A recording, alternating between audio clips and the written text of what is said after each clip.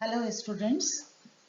अभी तक हम लाइफ इंश्योरेंस पॉलिसी क्या होती है, जीवन बीमा पॉलिसी क्या है, इसके एसेंशियल फीचर्स क्या हैं एंड जीवन बीमा पॉलिसी के टाइप्स क्या हैं, कितने प्रकार की लाइफ इंश्योरेंस पॉलिसीज होती हैं, इन सब के बारे में जाना है। जीवन बीमा करवाने की प्रोसेस क्या है, प्रक्रिया क्या है, कैसे इंश्योरेंस करवाया जाता है, इन सब के बारे में जाना है। आज हम स्टडी करेंगे, जानेंगे कि जीवन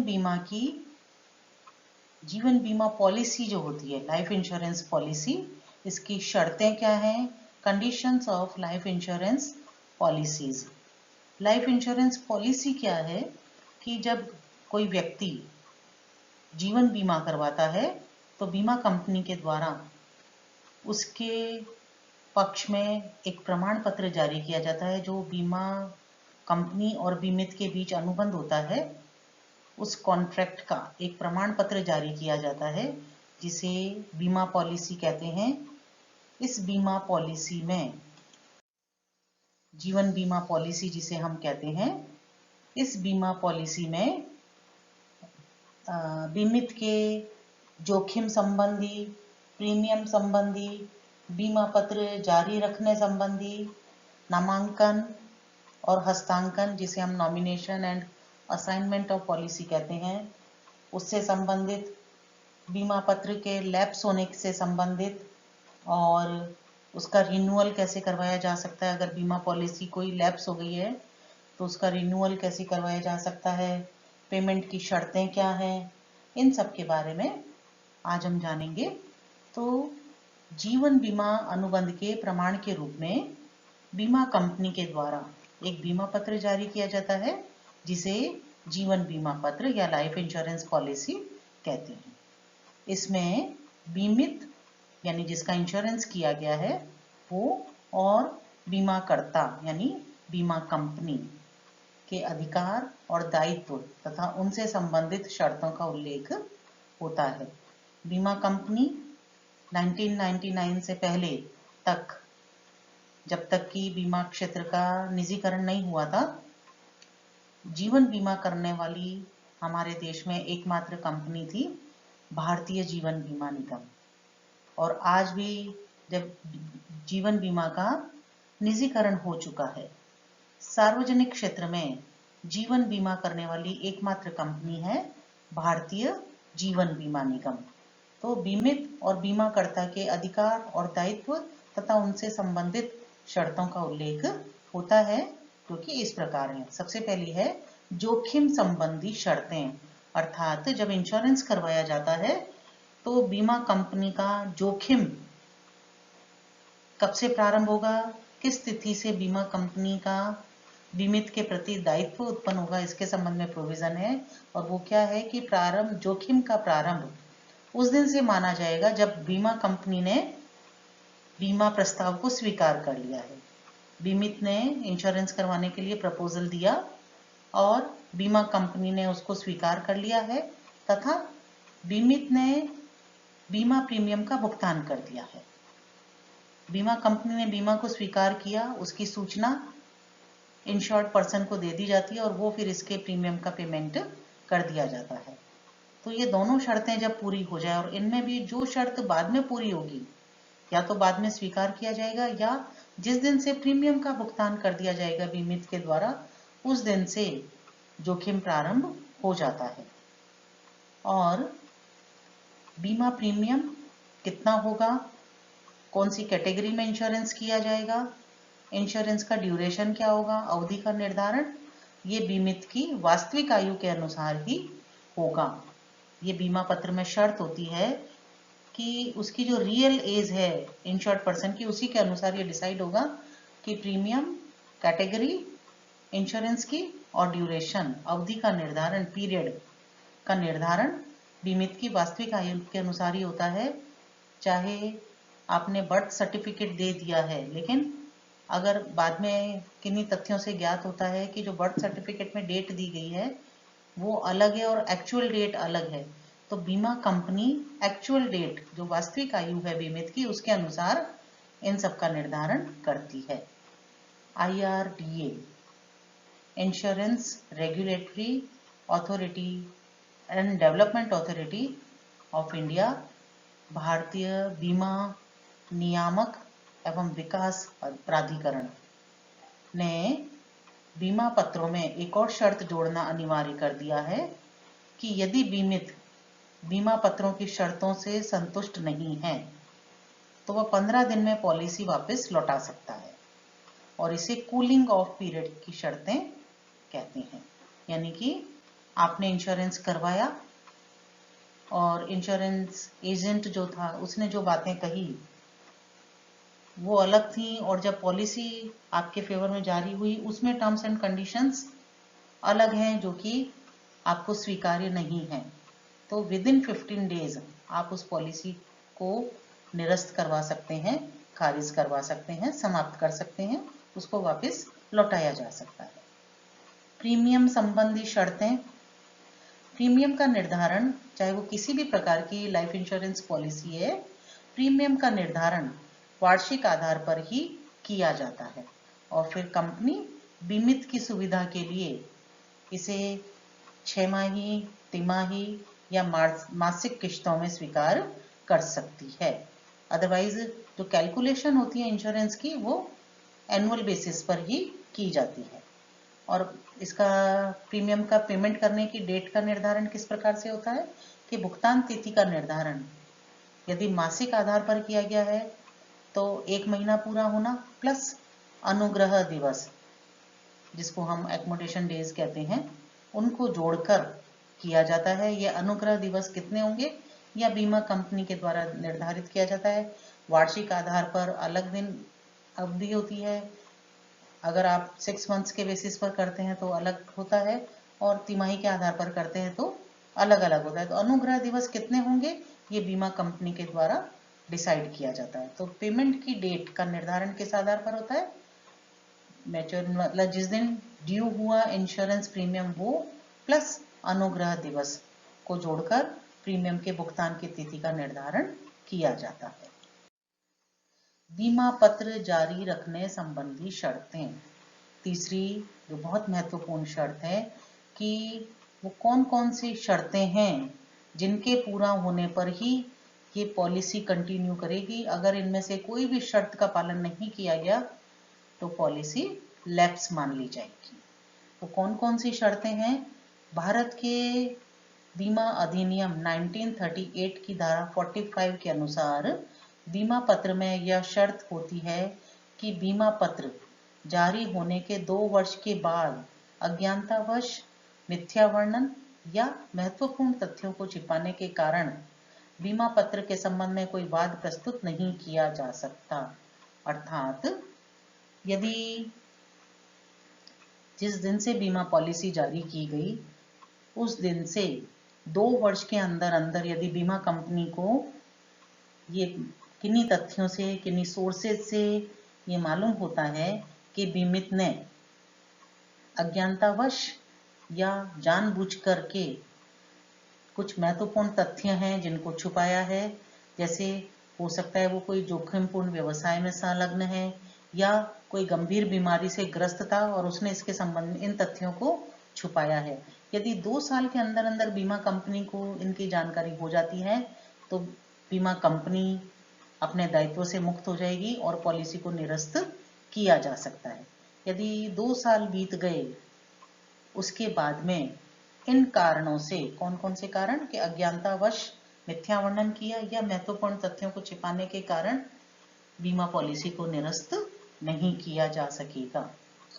बीमित यदि जोखिमपूर्ण व्यवसाय में संलग्न है तो उसे इसकी घोषणा करनी होगी और यदि बाद में कंपनी को पता लगता है तो फिर बीमा पॉलिसी को निरस्त किया जा सकता है।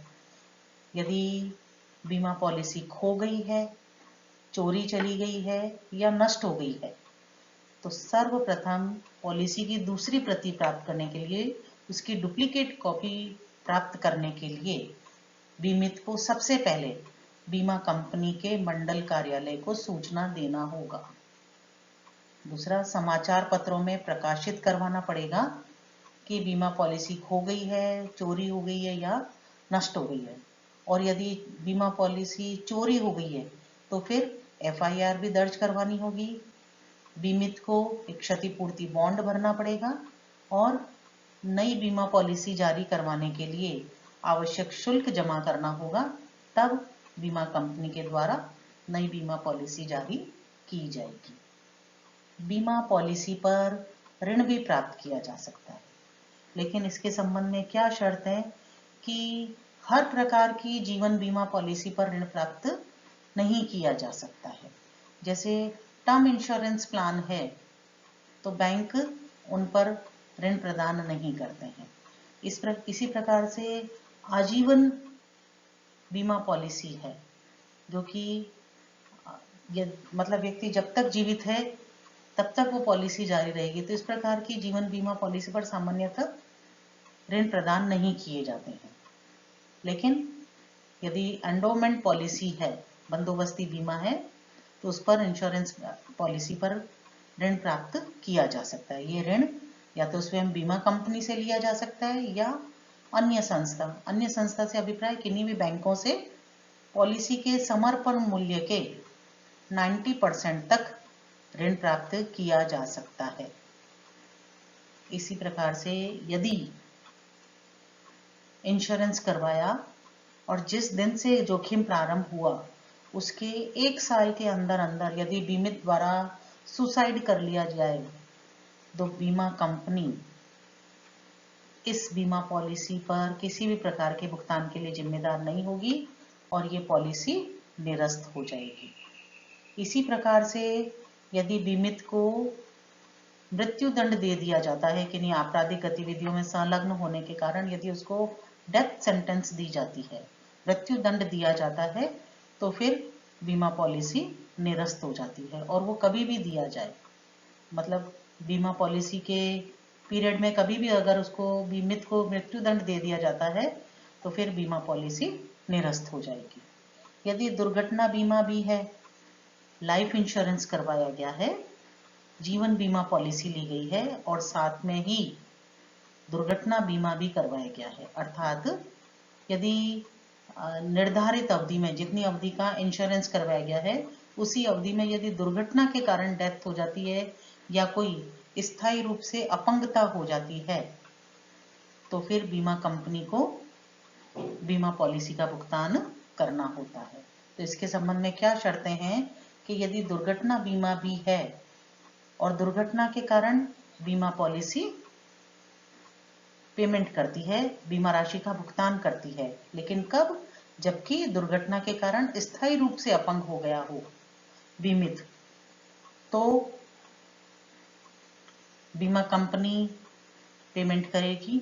या यदि दुर्घटनावश मृत्यु हो जाती है तो उस स्थिति में बीमा कंपनी जितनी राशि का इंश्योरेंस करवाया गया है उसके डबल अमाउंट का पेमेंट किया जाएगा, बीमा राशि का भुगतान बीमा कंपनी करेगी।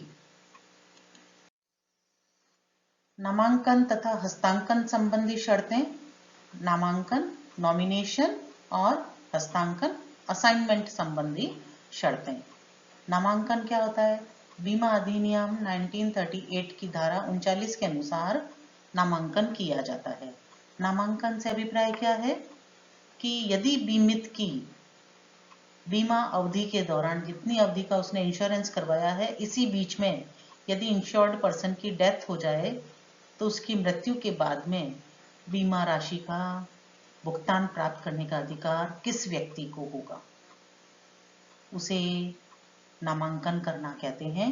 और यह नामांकन जिस दिन बीमा पॉलिसी ली जाती है उस दिन से कि जब मैच्योर होती है तब तक कभी भी बीमित के द्वारा किया जा सकता है।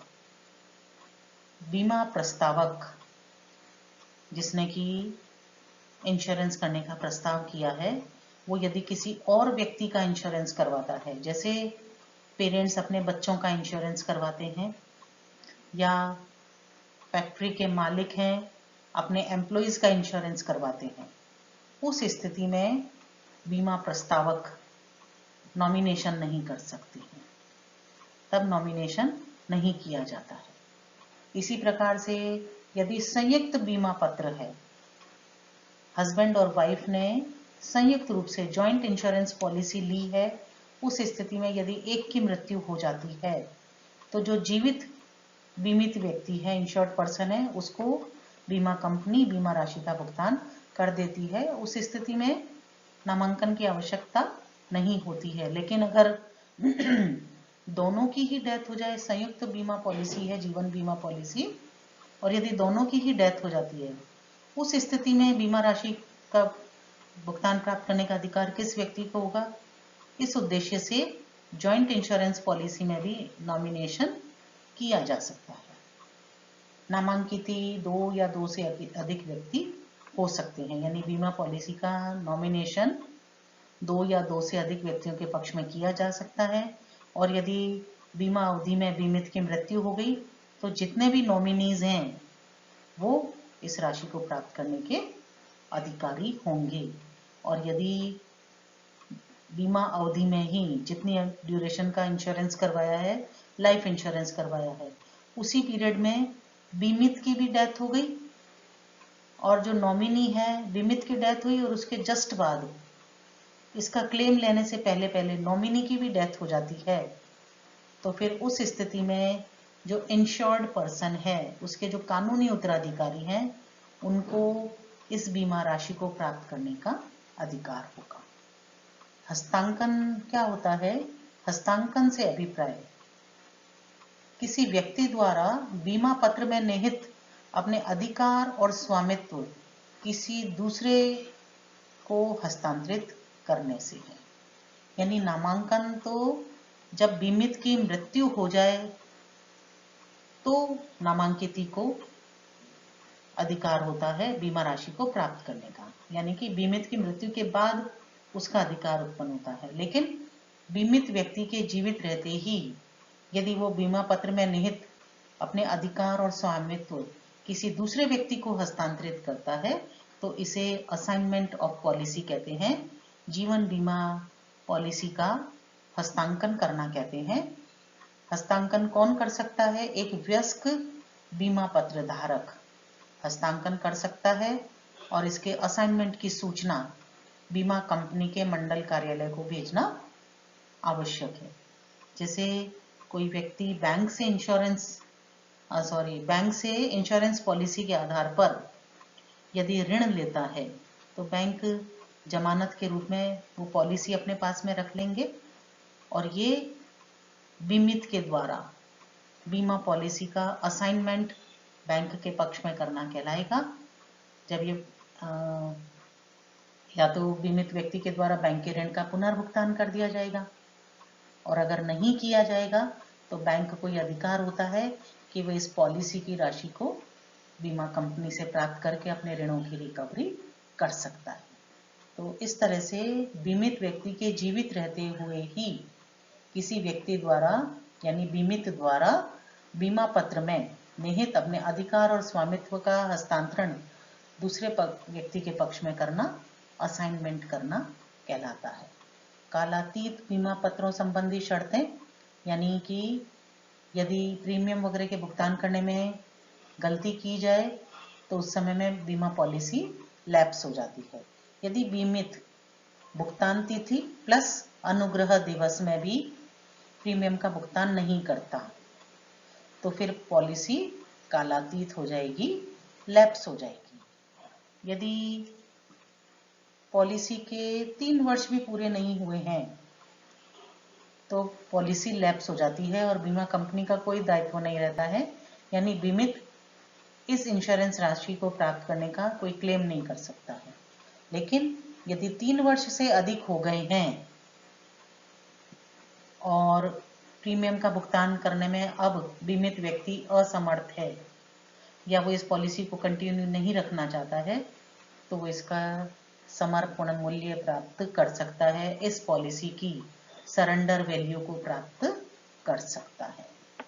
बीमा पत्र के नवीनीकरण संबंधी शर्तें क्या है कि यदि पॉलिसी लैप्स हो गई है, 3 साल तक इंश्योरेंस प्रीमियम का पेमेंट किया और उसके बाद में प्रीमियम का भुगतान करने में असमर्थ रहती हैं और पॉलिसी लैप्स हो जाती है, तो कालातीत बीमा पत्र का आगामी 5 वर्षों में रिन्यूअल करवाया जा सकता है। नेक्स्ट 5 इयर्स में आप कभी भी उसको फिर से रिन्यू करवा सकते हैं और पॉलिसी फिर से कंटिन्यू हो जाएगी। दावे के भुगतान संबंधी शर्तें बीमा अवधि में बीमित की मृत्यु होने, पागल होने, दिवालिया होने या बीमा पत्र के परिपक्व होने इत्यादि परिस्थितियों में दावों के भुगतान संबंधी शर्तों का उल्लेख होता है कि किस तरह से क्लेम किया जा सकता है। ये सभी जीवन बीमा पॉलिसी से संबंधित शर्तें हैं जिनका पालन करना बीमित व्यक्ति और बीमा कंपनी दोनों के लिए ही आवश्यक है। Thank you.